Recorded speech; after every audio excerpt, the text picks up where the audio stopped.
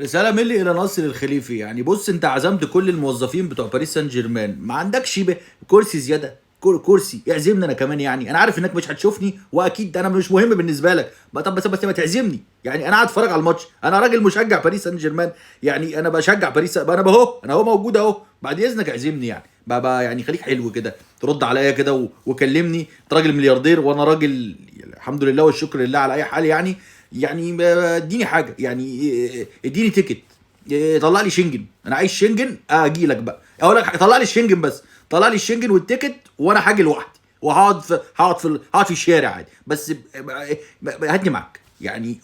خدني اعتبرني موظف من الموظفين بتوع باريس، شغلني في باريس سان جيرمان، اعمل لي اي حاجه يعني، انا عايز اجي بالله عليك يعني، نفسي احضر النهائي ده لو ما فيهاش مشكله يعني، بس انا عارف انك مش هتشوفني، فيعني حد ممكن يوصل له صوتي لو في حد متابع، اكيد لا برضه،